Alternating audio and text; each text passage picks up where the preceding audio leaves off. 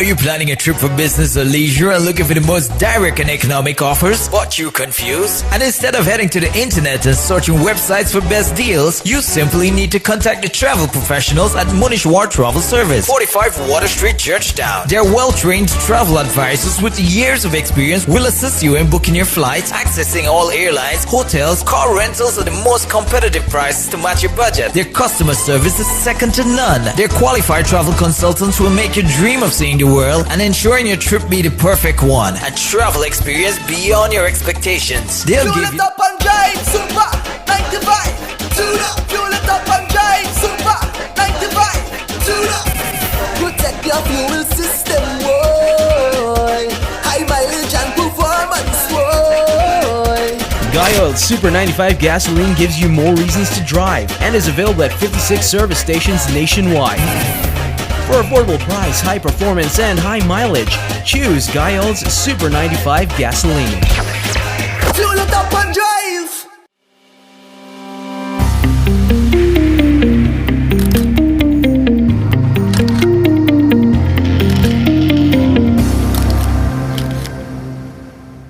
Good afternoon and welcome to another episode of the Vantage Point. I'm your host, Lisa Hamilton. This afternoon we're here with Miss Rondha-Ann Lam. She's a presidential candidate of the Citizen Initiative, and she's going to be telling us a bit about the journey of the Citizen Initiative towards the 2020 elections. So Miss Lam, welcome to our humble studio here today. And we'd first like you to tell the viewers a bit about yourself. Prior to being a part of TCI, what did you do? Well, I'm a 21-year-old veteran of the classroom. I've spent, within the last 10 years, more focused on educating students in 4 subjects, 2 for CXE and 2 for CAPE, language, literature, literatures in English and communication studies. Mm-hmm. So that classroom experience, when I started first as an 18-year-old girl, and then I ventured into the classroom as an assistant, and then ultimately, that first year of experience in the classroom derailed the law career that I had planned. So getting into teaching, like everything, as I've said, everything else in my life seems to be a fate that was determined by, a series of events. And so that has been my experience, my professional life in the last 21 years. I've since stepped out of the classroom full time because of, the campaign and moving forward with TCI. But I still, I'm still part-time. I still work with my students. I'm committed to them. And so that has been my experience, and that, in the last 21 years before joining politics. And what led you to TCI? So many things. Over the years, I've joked that one day I'll just get up and run for president. Mm-hmm. And I joked with it. There were a number of factors at head. I didn't realize people were paying attention to things I was saying. Things education-wise, I would make comments in terms of my own experiences. And so when the need for TCI was being formulated in the founding members' heads, they approached me and they said, great, you can come on board. And I said, absolutely, I can offer a perspective from an education standpoint at least, help with policy making and things like that. Then it just morphed into this thing that was bigger than me. When we launched, we said we're going to look for the best presidential candidate, representing all the ideals of TCI. And so I had a list going, and they had one name on a list going on the other side.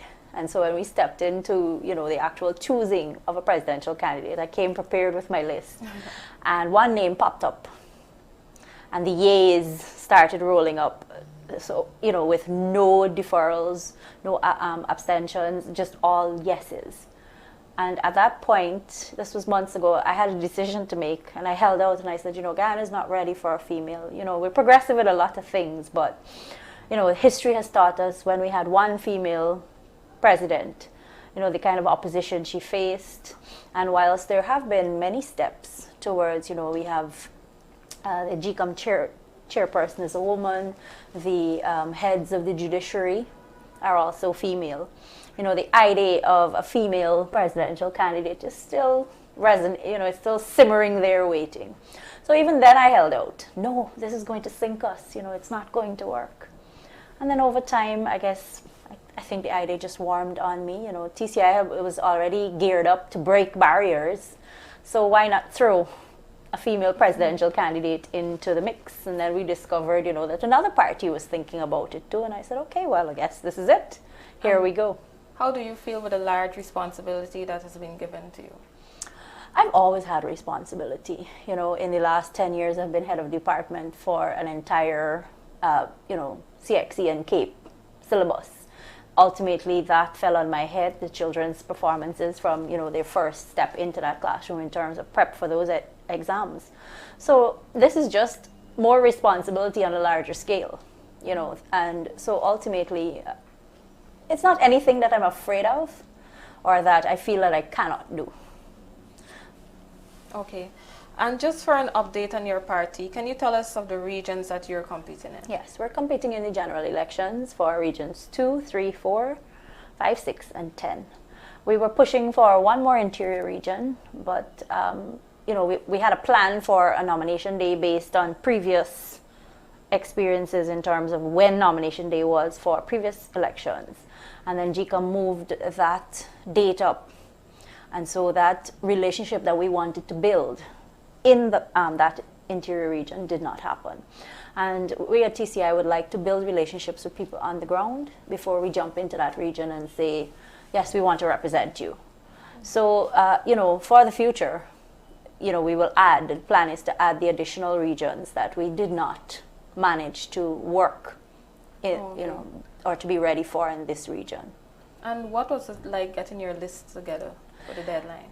The list, you know, when we started, we knew what the requirements were, but with the list, what we had was very specific criteria. For instance, we were looking to present a list that was way more than the required number for female candidates. We were looking to put a particular perspective in terms of youth voters, because when we talk about one of the pillars for constitutional reform, we would like to raise the current requirements for the list from 30% to 40% of women, and actually include a clause that allows for candidates, a percentage of candidates under 35, you know, who can be groomed to take over in the future.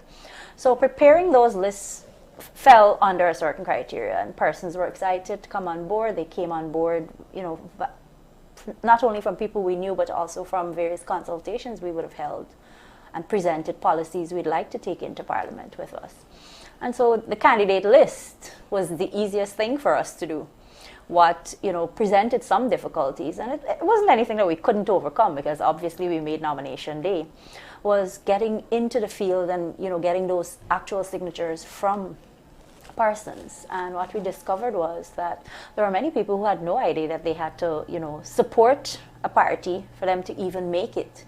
And then persons are genuinely by nature suspicious. So it took a little bit, you know, of effort convincing. Some people signed on just because, you know, they're quite gung-ho and ready for third parties. And others, you know, they said no, you moved on. So you were able to provide a bit of education on the Absolutely. and in the field. Absolutely. And then we also used it as a form of getting our messages out, you know, even for those persons who would have said, no, I don't want to sign your form. You know, people have said to us they don't take part in politics. And I've said to them, listen, politics is everything. You know, whether you vote or you don't vote, that's a political decision. Because it will ultimately affect you. Mm-hmm. You know, over the years I've seen people say, if you can't show me your stained finger, you know, don't complain about the government you get. Mm-hmm. And we have to be respectful, you know, of the fact that Guyanese have the right to vote, but there's no constitutional, you know, law that says that you have to vote. Mm-hmm. But the right to vote is absolutely there, and it must be respected. Okay. And moving on, recently 3 parties would have approached the TCI for a joiner of lists, but TCI would have refused. Some persons have been asking why. I know you would have explained a bit about it at your campaign launch on Sunday, but can you explain once again the party's decision not to join? That also stems from our coalition principles. Now, the idea of strong third parties is good in theory. TCI's policy has always been, and I've heard the rumors, oh, it was about the presidential candidate and who was going to be that. It wasn't anything as simple as that, or even that.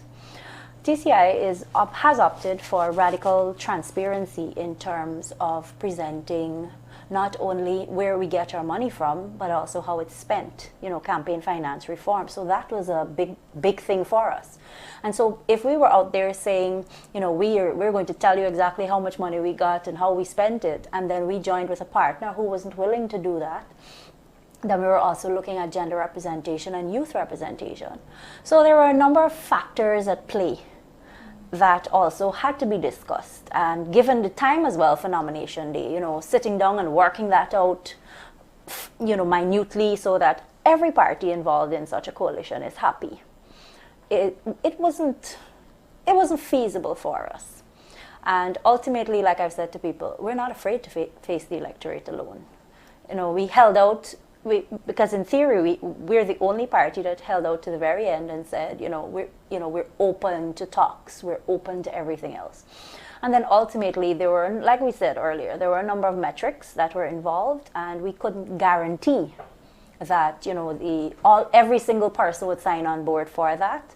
And so when were you contacted, and do you believe if we had more time maybe it could have been ironed out?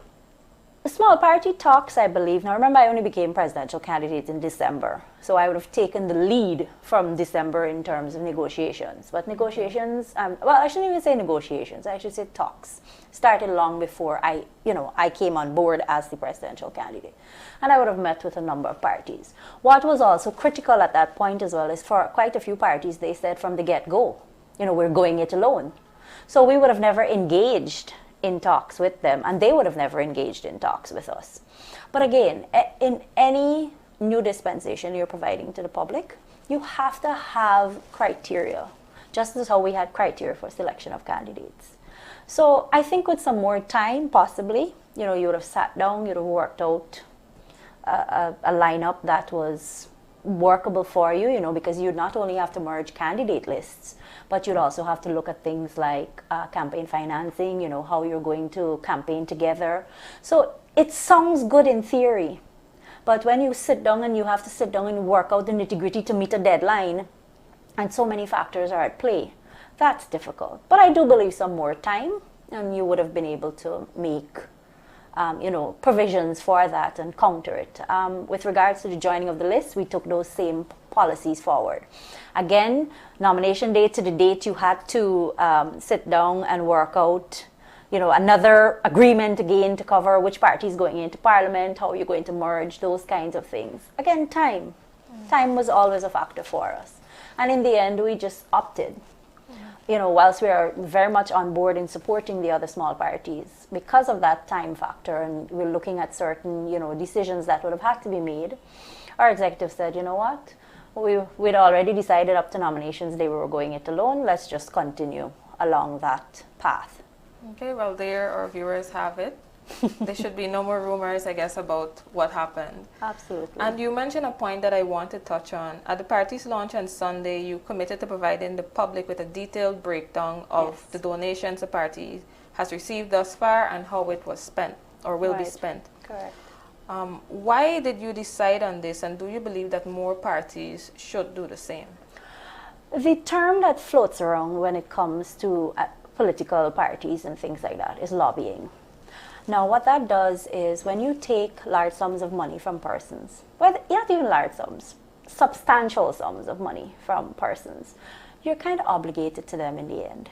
And if they come knocking, let's say it's, it's a government contract or any other thing that could, those dollars will affect, you're going to be beholden to people who you don't necessarily want influencing. And you mostly mean business persons? Just anyone, because Okay. In Guyana, the ordinary man in the street doesn't always, I've not met many, ordinary people on the street who will donate money to a campaign. I'm not saying it's never happened or it will not happen. So yes, businesses, not only businesses, companies external as well, persons coming in. So you have to be mindful of that. And what we don't want is these large corporations or these businesses, lobbying to government for favors. And we feel that that kind of lobbying can start from the campaign. And so to avoid it, we put measures in place. If you donated over a certain amount, your name would have to go public because we want people to know. But once you stayed under that amount, you had the option of, remaining opaque in that sense or behind the scenes. Now, on our website currently, if you go onto just the first page of the TCI website, there is a running total which gets updated every time someone else adds. And that is historical for us. It's never happened. So when I committed to providing, at the end of February, just before the elections, a list of, not necessarily names, because persons are still, we're still dealing with, backlashes, and we have to be mindful of those things. But absolutely, saying how much money we received and what it was spent on, that's not hard to do. And would you say you've been receiving a good amount of support thus Yes. far? On the last count I checked today, we had just received just over $2.2 million. And, it's public. People can see that figure, and it gets updated. So that support is... And is most of your support local or overseas based? We've had both, actually, in terms of that support that comes. So whilst you've had local, you've had an equal amount. Because remember, overseas Guyanese, once they have, do not lose their rights to vote. They have to be physically here. And they're still tuned into the elections? Absolutely, because remember, a lot of those Guyanese also have, overseas-based Guyanese also have relatives here who have to live here. And so, like they support every other party, they will support the ones they want to. So the support has come from both local and overseas. Okay, and my next question. Several small or new parties have similar proposals, plans that they're pushing for. One of them is constitutional reform. We know that perhaps all of the parties, also the two major political parties, are pushing for that. Decriminalization of small quantities of marijuana is also one. What makes TCI's position on these matters different from the rest? TCI's position on constitutional reform is pushing it towards putting power back into the people's hands. And that's where we differ on constitutional reform. The current list system we have ensures that potentially, MPs are going to vote along a party line. They're not going to vote for the representatives, the people they're representing from those constituencies. And ultimately as well, that is happening because the person who could be representing you, living in Madia, is not necessarily a Madian. They're somebody, because we don't vote for candidates, we vote for a list. And that list comes from, we're voting for a party. So one major reform for us is actually moving the, the power back to the people. So that, and with that, we introduce a second house, which we're calling a lower house. And those are direct representatives from the various constituencies, however it works out. It could be a regional thing. It could come from, major towns in each region in that sense. But those are all things to be worked out. And ultimately, if Parliament can't agree on that, then of course you take via referendum, you take it to the people and they decide exactly how they want it. Because Parliament needs a 2/3 majority to pass any constitutional reform. The other one, of course, has to do with that pesky dual citizen clause. We have a large group of diasporan Guyanese with massive skills that can be, utilized for Guyanese purposes, especially, for instance, in that oil and gas industry where, we're going to struggle for a few years to present persons who are, competent in that. But then you would have had Guyanese who've been living overseas who can potentially be legislators and, lawmakers for those fields. But that dual citizen is creating, well, it should have been for years. So we want what we're calling a tiered approach. So someone could remigrate to Guyana and spend 5 years. There's a citizenship year required. And so there, if you participate in, let's say, local government elections, there's some criteria we have involved that will allow a dual citizen to also participate in the legislation body. For the presidency, which we'd like to see separated in terms of elections. So when you go to elections, you're voting separately for a president, and then you're voting separately for, the lower house and the upper house and those kinds of things in Parliament. So that is where TCI differs. We're also looking for strengthening some areas such as the representation of women in Parliament. Currently, the list system says 1/3 of that list has to go, of females. But there's no law that says that 1/3 must also go to Parliament from your list. So you could have 1/3 of women on your list, but then you choose all men to go into Parliament for your seats. So we'd like to change that. We would also like to add a stipulation that you must have a certain amount of parliamentary candidates under age 35 to cater for that youth, and to remove the idea that young people are not interested in nation building or even interested in politics, or they feel left out. So there are certain things that TCI offers in terms of practical solutions to not only power sharing but inclusive governance, that in terms of our presentations for those policies that we differ. You mentioned a lot of plans with regards to constitutional reform, Yes. and I must jump ahead in one of my questions to Sure. ask: how will you ensure that your voice is heard in the National Assembly? Let's say in this scenario, because I have another scenario for you. In this Right. scenario, you're the only one that makes it to the National Assembly. How would you ensure that your voice, Ms. Lam, is heard in the National Assembly amongst the bigger guns present? One of the things about the current constitution we have is you have to have a certain number of votes in order to support bills, in order to support certain things. One instance for us is, let's say, it's a 32-32, for either one in terms of the split, and then I'm the lone voice in there. You would be the spotlight would definitely Yes, be on you. So at that point now, you need my help for budgetary support, because you have to have so much in terms of things. And let's say the opposition decides, nope, 32 of us saying no for this budget. Guess who's very popular now at this point? So there are ways in terms of, that kind of support. But at the same time, too, for my support, you're going to have to give us, we want constitutional reform, so you're going to have to give us something in return for that budget being passed. And so any bill that I would like tabled on behalf of TCI, we have to come to a meeting of minds in terms of that. You would bargain For it. I'm not holding you to ransom, in that sense. But we have to, this is something that's beneficial for the people, but the budget also needs to be passed. So let's trade off. And how can you assure the public that, you speak about bargaining, this is expected. Correct. That you won't be bought over? As in, you're not bargaining for things that TCI want, but things that you perhaps want for yourself. You remember I talked earlier about that radical transparency? We're going into Parliament with that radical transparency. Conversations have to be held long before. This is what TCI wants. This is going to be our position. We've been showing the public that we can be radically transparent. People ask us questions which, for a lot of people, they would say, I don't have to answer that, or no comment. And I have generally approached any media who's invited me to sit down and have a conversation with them. They ask probing questions and I answer. I'm not averse to answering the tough questions or even probing questions that are presented to me. So we've set the tone that we are going to be transparent. So that is already on the table.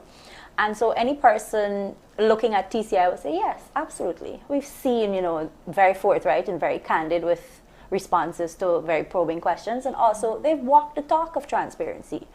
Just releasing how much money we've gotten is groundbreaking for politics in Guyana. So the transparency exists. That is just something that we must continue into, into the National Assembly and any additional decisions that have to be made for TCI and on behalf of TCI. Okay, and the second part of my question, which has another scenario. Yes. Are you comfortable with the persons that are part of the TCI? Should you gain 4 seats in the National Assembly, are you comfortable that these persons are capable of representing the voice of the people in Parliament? I know at the campaign launch, Miss Melissa Atwell would have mentioned that she's seen as a voice of the people. Yes. So are you confident that these individuals, many persons might know them from their communities, Yes. but Guyana at large might not know Yes. them because this is the first time that they're Stepping up. Yeah, stepping up. So are you comfortable with these persons? One of the things we've done and this is coming from a 21-year-old teacher veteran, I don't have political experience minus voting, and and a few years ago I would have done some observer work for an NGO in Guyana established for that purpose. But like everything else, everything is a learning curve. So, you're studying the issues, you're looking at what affects people. But what has been different for TCI, and this is where we come in with a strength that is, not seen in the current political system, is when we crafted our pillars of engagement for the public, we took it to the public long before we even, started looking and releasing parts of the manifesto. And we said, here's what's going to happen. We think this is an idea. How is this going to work for you? And you took it to Berbice, you took it to Linden, you took it to Essequibo, you took it to parts of Georgetown, and person said, no. I think this is going to happen, or I think that would work. And so we went back in again and we looked at it. So even as it is with our manifesto, it's a work in progress. It's a digital manifesto in terms of we're actually calling it a development plan. And it allows persons to have that feedback back and forth. So, you could log on today and see one aspect of the manifesto, and then somebody says, no, you're going to get this is going to happen and that is going to happen. And so, you could come back tomorrow or a week from now. And so it's always talking to the people. Those policies are going to affect them, not you sitting in the National Assembly. You have to have their input. So that voice of the people, and we say we're confidently feeling that we can be the voice of the people, is because we initiated the process to talk to them and to have them, explain. Like, I couldn't understand for the life of me why ground provision was coming when we went to Skeldon. Ground provision was being bought from the Linden-Suzdijk Highway and trucked all the way up to Skeldon.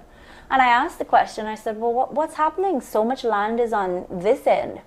And the gentleman, the farmer said to me, he says, we have a terrible wild hog problem at the back. So when you plant the crops, they come and they destroy the baby crops. And so it was just easier for us to just ensure that, we bought from elsewhere. But that also has a cost attached to it, because it's traveling for so long. So that makes it expensive for the people in Skeldon to buy, a specific kind of ground provision. So these are things you would not have known if you had not gone into the field and asked and presented policies and asked certain questions. So those are the kinds of things when we say we're the voice of the people that we're referring to. Not just social media personalities, we're not just sitting on Facebook and people are coming in and giving us information. We're getting it from the field.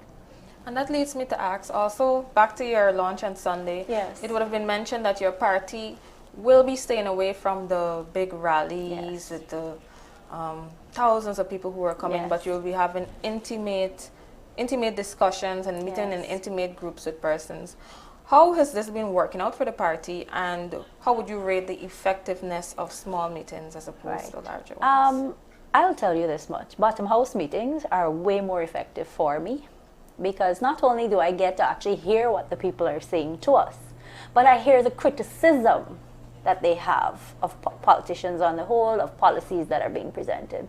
When you have those large rallies, people are talking to you. They're not talking with you. And those are conversations I prefer to have.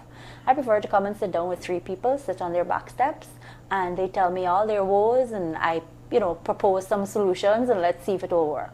So you're not going to see those large rallies from TCI. We're a small party. Financially, it's also not viable, because you have to stretch the dollars so far.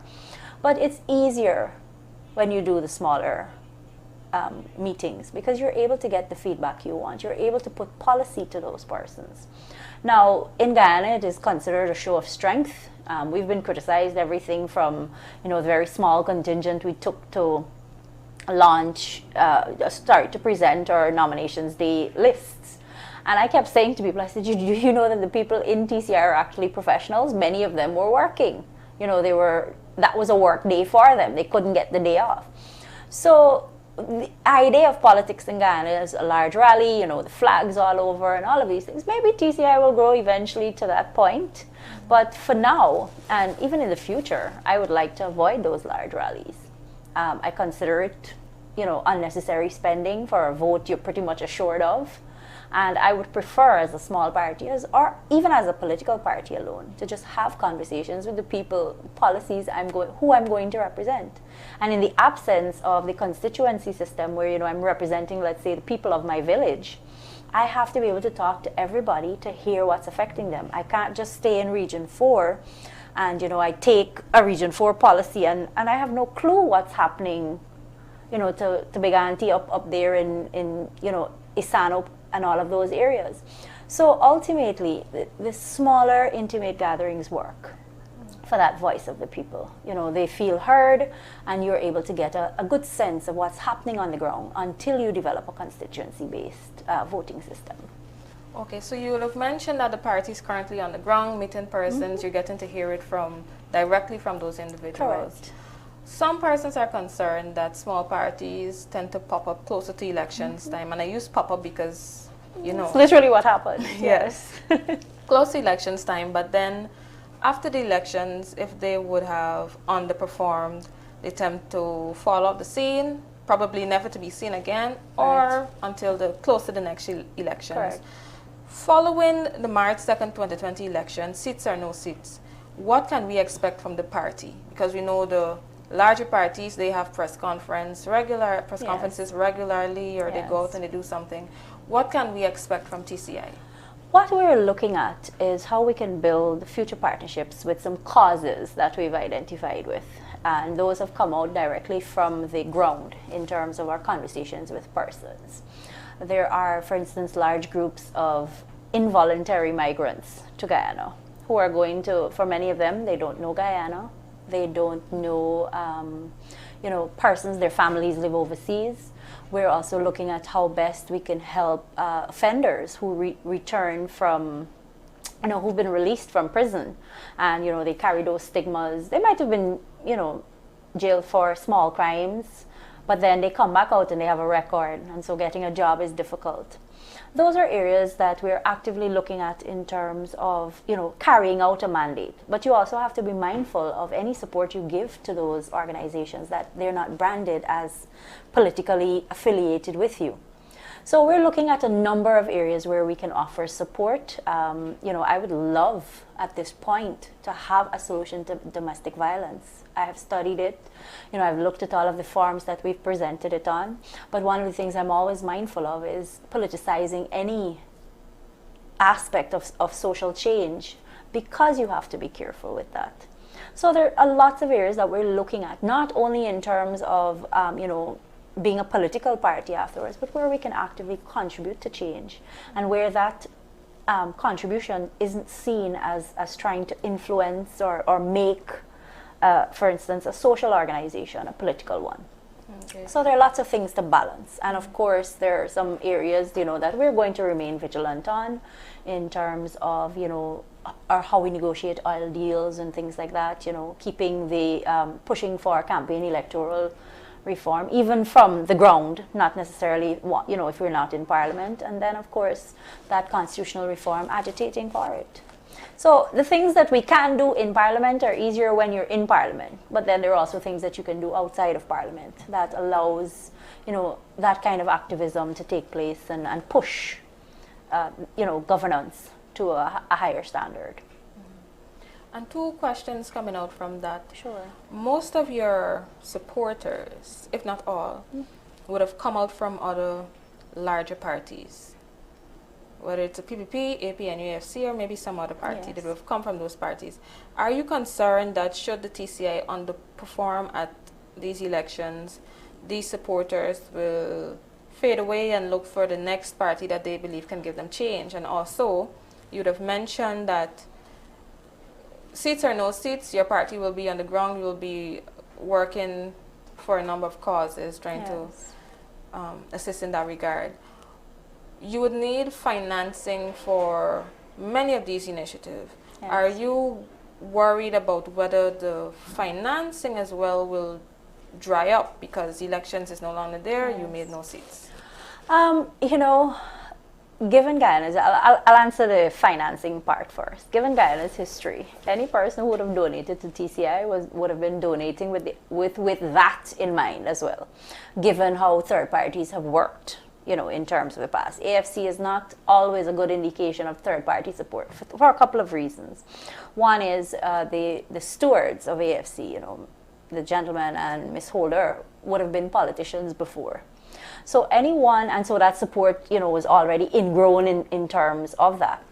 But for instance, for TCI, I've had persons donate money and, we understand the limitations, but we're still supporting. And, we've shown them the vision for the future and they said, absolutely, we're on board. So we're not worried about the financing. In addition to that, the persons who've come on board with TCI didn't come on board because, they were guaranteed seats in Parliament. We were very truthful with them. We're saying, listen, we could go into the elections and only us vote for us. So it's not that support has come with the idea, they're going to get certain things or, they're expecting certain things. And so when they came on board for a cause. And I think, despite, however, you're going to have rates of attrition, persons are going to leave, persons are going to come in, that's a given. But ultimately, in the end, what you're going to have is those who are committed will remain committed. And new persons will come, old persons will leave, and the party will grow.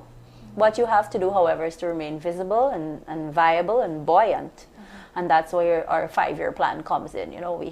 There's a now plan and then there's a future plan. So there are things that will allow TCI to stay viable should we not get a seat in Parliament. And you prepare for LGEs coming up, and then another round of LGEs, and then finally another round in 2025, another round of national elections.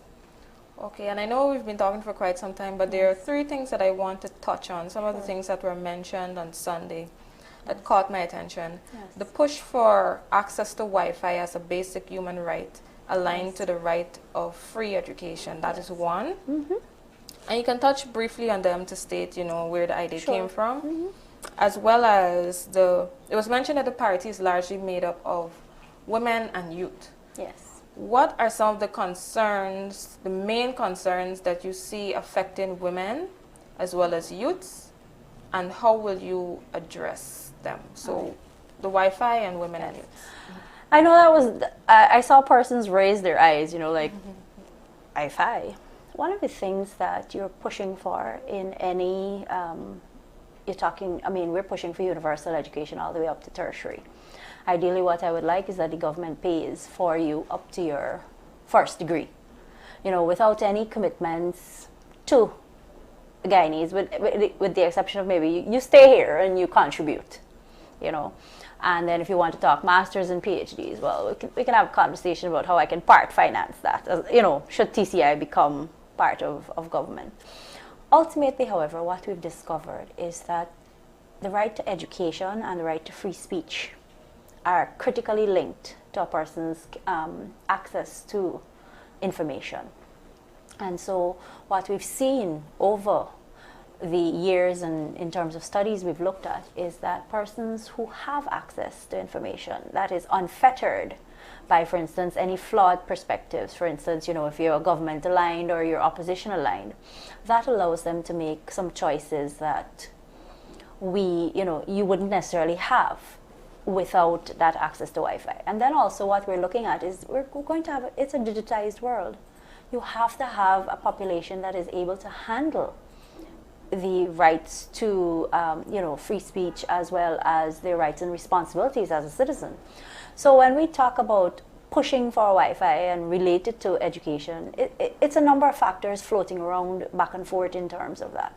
And like education, we feel that a person's right to be able to not only disseminate information as well as receive information should be enshrined in our Constitution.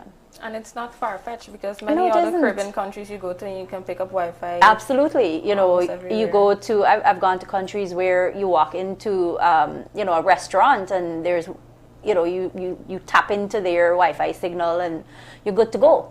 The airports have it, all of those areas. Now, across the length and breadth of Guyana, putting it into practice is going to be a little touchy because of, you know, the kind of mountainous terrain we have in some areas, and putting in signals and dishes and towers and things like that.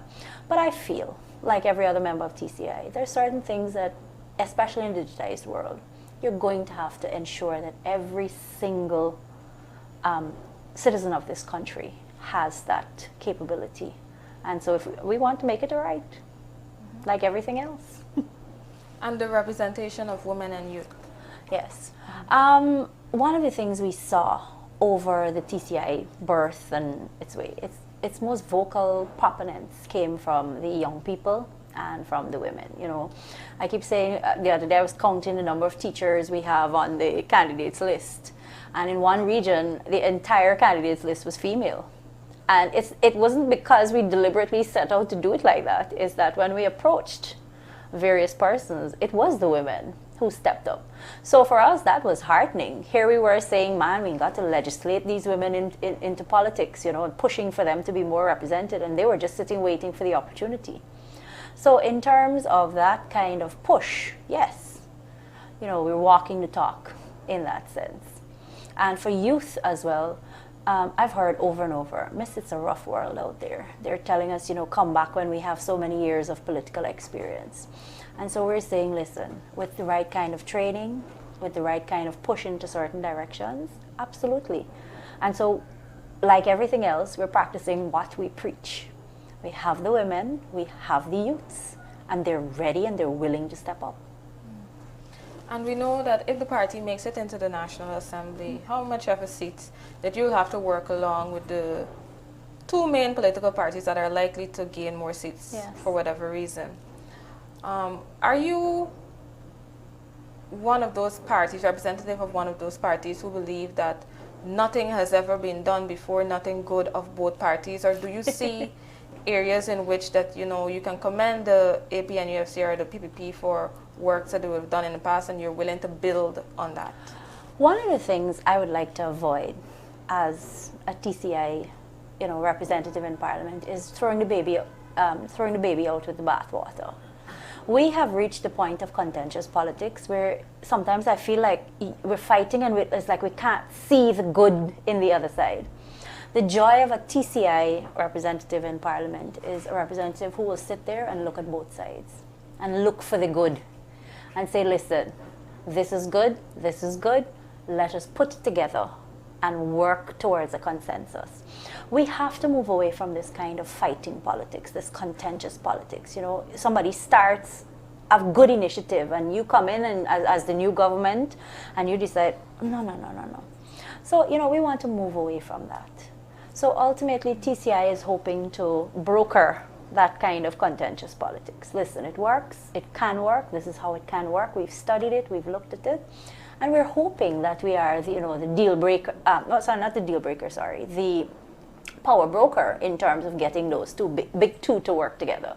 Because from what we've seen over the last just in the last couple of years, is this kind of, you know, contentiousness that has the potential to, you know, actually move us into terrible, terrible situations where we're not willing to sit and listen and work. So yes, TCI is going to be that. We've acknowledged where both sides have done good things, but we're past the talking now. We want the action. And so we're moving forward in that strength. Okay, rightfully so. And my final question for you this afternoon is, can you tell us a bit about the activities that TCI is working on between now and Elections Day? Do you have any events coming up or anything of the sort? We're currently, this weekend, not this weekend, this next public event is going to be in Maikoni. We're currently finalizing the last bits of that kind of, you know, not so much a campaign rally in that sense, but like we said earlier, you know, those bottom house meetings, those small intimate groups that we want to chat with. And then we have a schedule that's going to go live, I believe it's Thursday, from what the tech guys have said to me. And that is going to ultimately allow the public to see, you know, all of the events we have planned, where we have it planned for. So those are the things we're finalizing on, getting out into the field. I'm scheduled to go back up to Esquibo again, you know, to meet up. I think it's about 4 meetings there for, and these would have been persons who would have engaged before, and they've opened up their, their yard spaces or, common areas that we can use for potential meetings. So you're just finalizing those last minutes, because remember before now it was that push for nominations day. So once we finalize that, that list goes public, and that's how we're going to be moving forward. Today only a gentleman reached out to me and he says, I've never seen you before, but I like what I hear. And I said, let's talk. How can we meet with you? And he said to me, he says, great. Let me hook it up and get back to you. So that's a new area that wasn't on the schedule, but, we're flexible enough and we are going to include it. So that's what you're going to see from us in the next couple of, and of course we're going to use the social media, we're going to use the media as much as we can to push our messages as well. So, I've been on so many interviews in the last couple of days. You can't keep count. I can't keep count, and then, I still have more scheduled. So that's what you're going to see from TCI. We're open and we're pushing for, persons can engage us on social media. Persons have asked questions, we've answered it. And so that's the kind of, someone said to me, it's like, that wasn't a campaign launch, that was a press conference. And I said, that's exactly how we wanted it to be. We were talking issues. We're talking policies that affect the public. You can't really do that at a campaign rally because you don't get the feedback you need for those purposes. Okay, well, thank you very much. Thanks for having me. Thanks for being on our show, and thank you to our viewers for tuning in this afternoon. You would have heard a lot about the TCI, some of its challenges, what it has been doing, and some of its plans for the future. And please join us again tomorrow for yet another episode of The Vantage Point. Are you planning a trip for business or leisure and looking for the most direct and economic offers? But you confused? And instead of heading to the internet and searching websites for best deals, you simply need to contact the travel professionals at Munishwar Travel Service, 45 Water Street, Georgetown. Their well-trained travel advisors with years of experience will assist you in booking your flights, accessing all airlines, hotels, car rentals at the most competitive prices to match your budget. Their customer service is second to none. Their qualified travel consultants will make your dream of seeing the world and ensuring your trip be the perfect one. A travel experience beyond your expectations. They'll give you the best value to save time and money. Provide 24-hour service to fix problems if things go wrong during your trip. Giving you options you haven't considered if you haven't decided where you want to go. Arrange group travel. Accepting all major credit cards, both local and overseas. Fuel it up and drive, super 95. Tune up, fuel it up and drive, super 95. Tune up. Protect your fuel system, boy. High mileage and performance, boy. Guy Oil's Super 95 gasoline gives you more reasons to drive and is available at 56 service stations nationwide. For affordable price, high performance, and high mileage, choose Guy Oil's Super 95 gasoline. Fuel it up and drive.